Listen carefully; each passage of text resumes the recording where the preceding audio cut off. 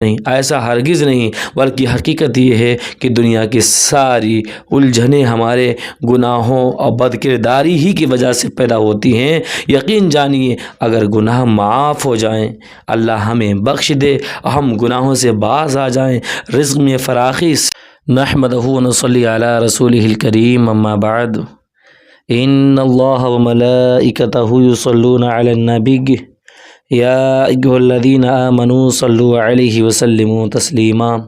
اللہ رب محمد صلی اللہ علیہ وسلم، نحن عباد محمد صلی اللہ علیہ وسلم، صلی اللہ تعالی علیہ وسلم۔ تو آج میں آپ سب کی خدمت میں رمضان المبارک کی فضیلت یعنی فضیلت رمضان، آج قرآن و حدیث کی روشنی میں رمضان المبارک کی فضیلت کیا ہے، میں آپ سب کی خدمت میں پیش کروں گا۔ تو چلو آؤ، سماعت کرنے سے پہلے اچھی اچھی نیتیں کر لیں۔ حضور کی حدیث پاک ہے، نیت المؤمن خیر من عملہ، یعنی مسلمان کی نیت اس کے عمل سے بہتر ہے۔ میں بھی اچھی نیت کرتا ہوں، آپ بھی اچھی نیت کر لیجئے اور اس مبارک مقدس مہینے میں مجھے دعاؤں میں ضرور یاد رکھیے۔ تو چلے سماعت کریں۔ اسلامی سال کے 12 مہینوں میں صرف رمضان کا مہینہ ہے جس کا نام ہمیں قرآن کریم میں ملتا ہے۔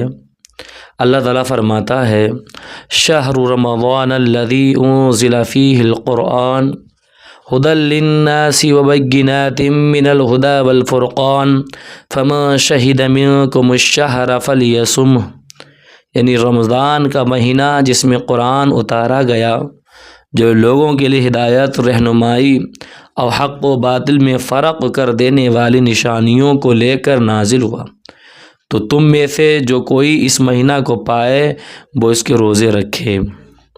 رمضان کے معنی ہیں جلا دینے والا، جیسے آگ سونے کو جلا کر اس کا میل کچیل دور کر دیتی ہے اور اس کو صاف و شفاف کر دیتی ہے، اسی طرح اس مہینہ کی نیکیاں اور عبادتیں مسلمانوں کو گناہوں سے پاک و صاف کر دیتی اور چمکا کر خدا سے قریب کر دیتی ہیں اور اس کا پیارا بنا دیتی ہیں۔ نبی کریم علیہ الصلاۃ والسلام فرماتے ہیں، من صام رمضان ایمانا واحتسابا غفر له ما تقدم من ذنبه ومن قام رمضان ایمانا واحتسابا ما تقدم من ذنبه، یعنی جس نے ایمان و خلوص کے ساتھ رمضان کے روزے رکھے اس کے پچھلے گناہ بخش دیے گئے، اور جس نے رمضان کی راتوں میں ایمان و خلوص کے ساتھ عبادت کی اس کے پچھلے گناہ معاف کر دیے جاتے ہیں۔ سبحان اللہ۔ رمضان اللہ کے ناموں میں سے ایک نام ہے، اسی لیے اس کے احترام کا بھی حکم دیا گیا۔ حضور علیہ الصلاۃ والسلام نے فرمایا، یہ مت کہو کہ رمضان آیا اور رمضان گیا، بلکہ کہو کہ رمضان کا مہینہ آیا، کیونکہ رمضان اللہ کے ناموں میں سے ایک نام ہے، اسی لیے اس کو شہر اللہ یعنی اللہ کا مہینہ کہا جاتا ہے۔ یہی وجہ ہے کہ اللہ نے اس کو اپنی کتاب قرآن کریم اور اس سے پہلی کتابیں جو نازل کرنے کے لیے پسند فرمایا، جیسے صحف ابراہیم رمضان کی پہلی رات میں، تورات چھٹی رات میں، انجیل 13ویں رات میں نازل ہوئی، اور اس میں شک نہیں کہ کلام الہی ایک عظیم نعمت ہے جس کے نزول کے لیے اس مہینہ کا انتخاب در حقیقت اس بات کا اعلان ہے کہ مہینہ خدا کی بے انتہا رحمتوں کے نزول کا مہینہ ہے، لیکن ان رحمتوں سے فائدہ اہل ایمان ہی کو نصیب ہوتا ہے کہ بنجر زمین پر کتنی ہی بارش ہو اس میں اگانے کی قوت پیدا نہیں ہو سکتی۔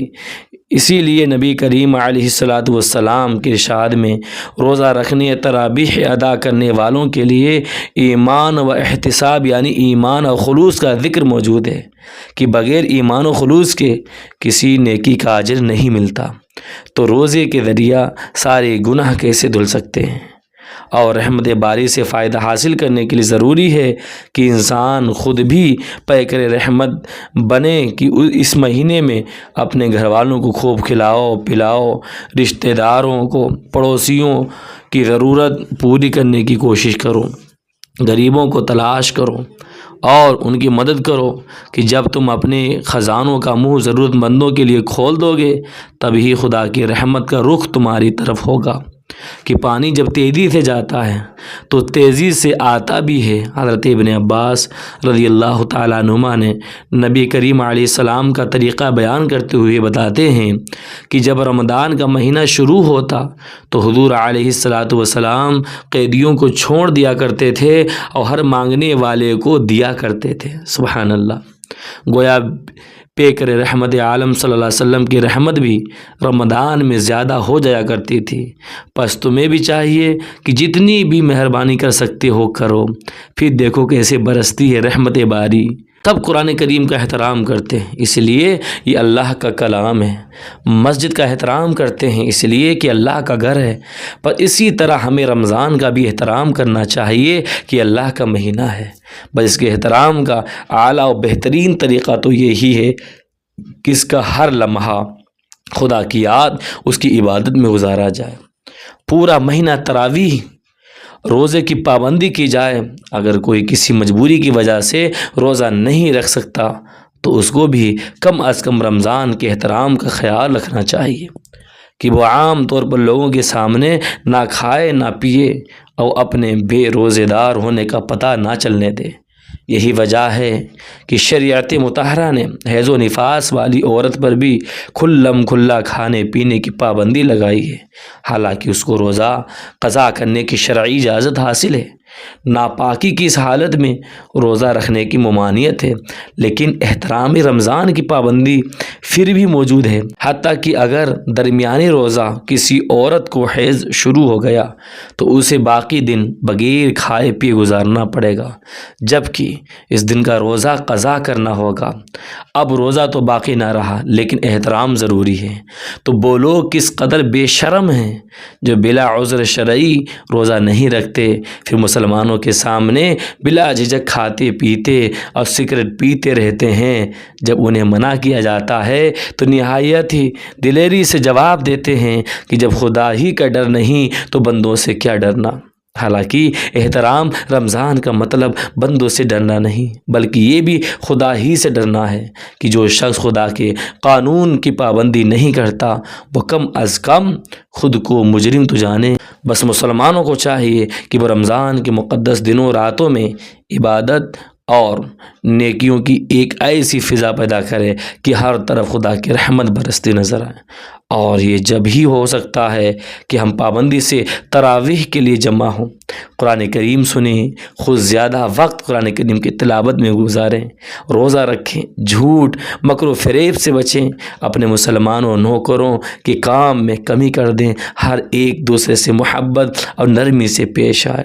جن مسلمانوں کے ہوٹل یا کھانے پینے کی دکانیں ہیں وہ احترام رمضان میں انہیں دن میں بند رکھے۔ اگر اسی طرح ہم نے رمضان کا پورا مہینہ گزار لیا تو حضور علیہ السلام کی ارشاد کے مطابق ہمیں ہمارے کام کی پوری مزدوری ملے گی کہ رمضان کی آخری رات میں میری امت کی بخشش ہو جاتی ہے۔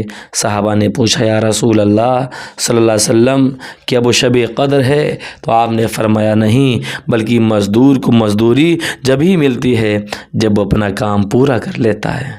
یعنی ہمارے آقا صلی اللہ علیہ وسلم چاہتے ہیں کہ جس طرح خوش اور جذبہ کے ساتھ ہم نے رمضان کا آغاز کیا ہے، اسی طرح استدلال و استقامت کے ساتھ اس کی انتہا ہو تو پورا فائدہ نصیب ہوگا۔ ایسا نہ ہو کہ چند دن گزر جائیں اور نمازی کم ہوتے جائیں، جب عید قریب آئے تو پھر جوش پیدا ہو۔ نہیں، پورا مہینہ مزدوری کیجئے تو آخری دن اجرت بھی پوری ملے گی، مغفرت و بخشش ہو جائے گی۔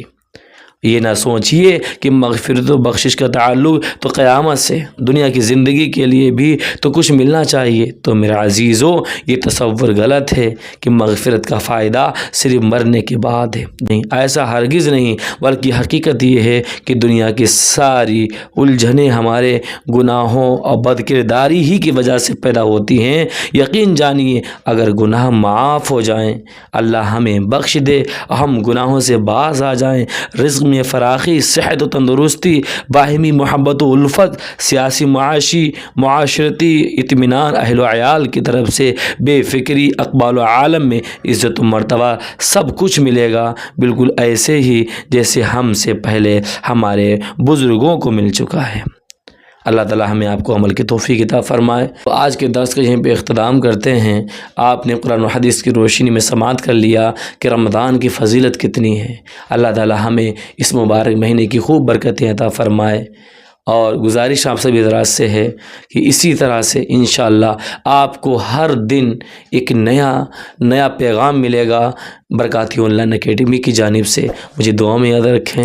جن حضرات نے ابھی تک ہمارے YouTube channel Barkati online academy کو سبسکرائب نہیں کیا وہ سبسکرائب کر دیں۔ مجھے دعا میں یاد رکھیں۔ السلام علیکم ورحمۃ اللہ وبرکاتہ۔